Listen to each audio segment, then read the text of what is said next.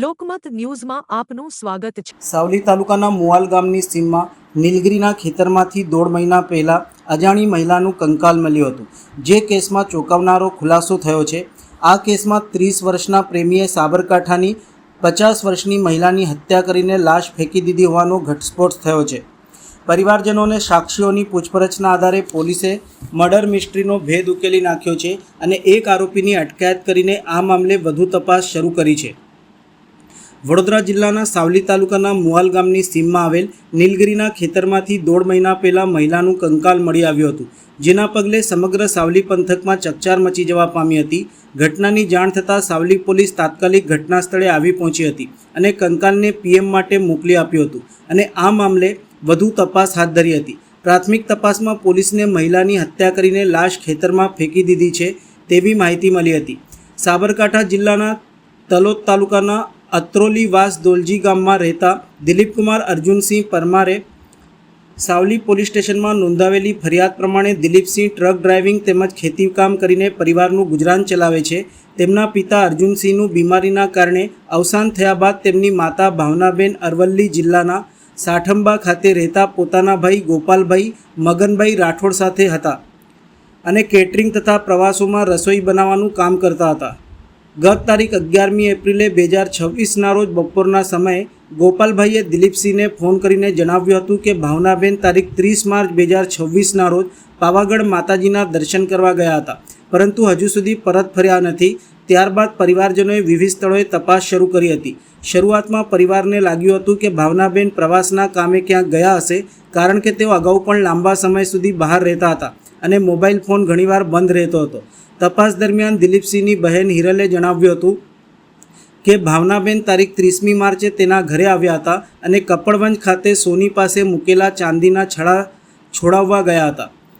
ત્યારબાદ તેઓ પાવાગઢ દર્શન કરવા જવાનું હોવાનું કહી નીકળી ગયા હતા। ઘણા દિવસો સુધી કોઈ પત્તો ન લાગતા પરિવારજનોએ સગા સંબંધીઓ તથા આસપાસના ગામોમાં શોધખોળ શરૂ કરી હતી। દરમિયાન તારીખ 18મી મેના રોજ ગોપાલભાઈએ એક વ્યક્તિના મોબાઈલમાં ભાવનાબેનનો ફોટો જોયો હતો, જેમાં આ સ્ત્રીને કોઈ ઓળખતું હોય તો સાવલી પોલીસ સ્ટેશનનો સંપર્ક કરો તેવું લખાણ હતું। ત્યારબાદ પરિવારજનોએ સાવલી પોલીસ સ્ટેશનનો સંપર્ક કર્યો હતો। પોલીસે પરિવારને બતાવેલા ફોટોગ્રાફ પરથી ભાવનાબેન તથા તેમના કપડાની ઓળખ કરવામાં આવી હતી। પોલીસે જણાવ્યું હતું કે મુવાલ ગામની સીમમાં આવેલા નીલગિરીના ખેતરમાંથી ભાવનાબેનનો મૃતદેહ મળી આવ્યો હતો। મૃતદેહની બાજુમાંથી કપડાં, ₹1000 રોકડા ભરેલું પાકીટ, એક ધાતુનો સિક્કો, ચાવી, ચંપલ, હાથની બંગડી અને વીંટી મળી આવી હતી। પરિવારના જણાવ્યા મુજબ ભાવનાબેન પાસે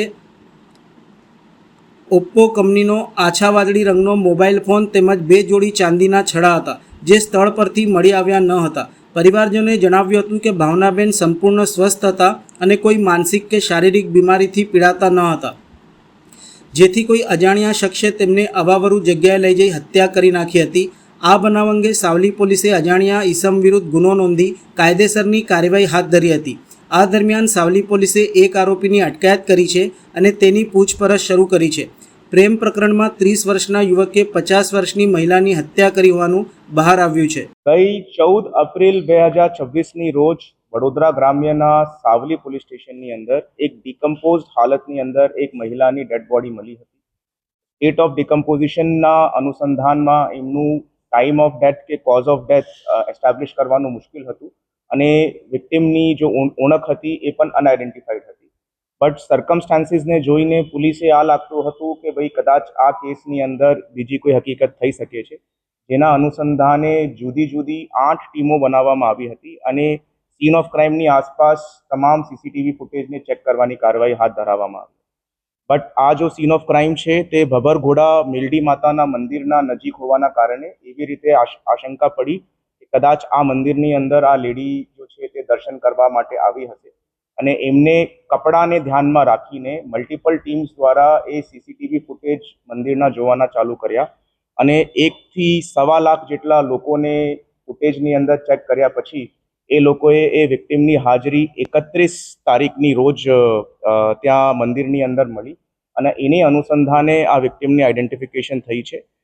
વિક્ટિમનું જો નામ છે તે છે ભાવનાબેન અર્જુનસિંહ પરમાર, આંત્રોલી, સાબરકાંઠા જિલ્લા, અને એમને જો છે પ્રેમ સંબંધના કારણે મર્ડર કરવામાં આવ્યું હતું અને અક્યુઝ છે સાગરસિંહ દીપસિંહ મકવાના, ઓરિજિનલી રહેવાસી સાબરકાંઠાનું અને હાલ પૂરતું મંજુસરની અંદર નોકરી કરતો હતો. આ મર્ડરનું મોટિવ એવી રીતેનું છે કે ભાઈ આ બંને જોડે પ્રેમ સંબંધ હતો અને સાગરસિંહ દ્વારા આ વિક્ટિમે થોડા ઘણા બધા પૈસા ઓછીના એમના ચાંદીના જો કડા છે એને પરત છોડાવવા માટે પૈસા આપેલા હતા અને વારંવાર એમના જોડે એ પૈસા પરત આપવાની માંગણી કરતો હતો. અને એ સિવાય આ જો લેડી છે ભાવનાબેન અર્જુનસિંહ પરમાર, એમને દ્વારા વારંવાર આ છોકરાને કહેવામાં આવતું હતું કે ભાઈ હું તમારા પરિવારજનોને બતાવી દઈશ કે ભાઈ તમે મારા સાથે આ પ્રેમ સંબંધની અંદર છો. તો જ્યારે આ લોકો આ દર્શન કરવામાં માટે આવ્યા હતા અને પછી આડું અવળું જગ્યા જોઈને અક્યુઝ દ્વારા આ વિક્ટિમનો ગળો દબાવીને હત્યા કરવામાં આવી હતી. પોલીસ દ્વારા આ ઘટનાની અનુસંધાનમાં એમના સીસીટીવી ફૂટેજીસ મળ્યા છે. આ જો સીડીઆરના પ્રમાણે બંનેની એકબીજા સાથે સંપર્કની હકીકત સામે આવી છે. લાસ્ટ સીન થિયરી પ્રમાણે આ લોકો એક સાથે 31 તારીખ પહેલા ત્યાં ગામમાંથી નીકળતા પોલીસે સાક્ષીઓ મળ્યા છે. વિક્ટિમના જો કડા છે એ પણ પોલીસ દ્વારા રિકવર કરવામાં આવ્યા છે અને વિક્ટિમનું જો મોબાઈલ ફોન છે એ પણ આરોપીના ઘર તરફથી રિકવર કરવામાં આવ્યું છે. હાલ પૂરતું આની અંદર આ મર્ડરની કલમની એફઆઈઆર લઈને આગળની તપાસ હાથ ધરવામાં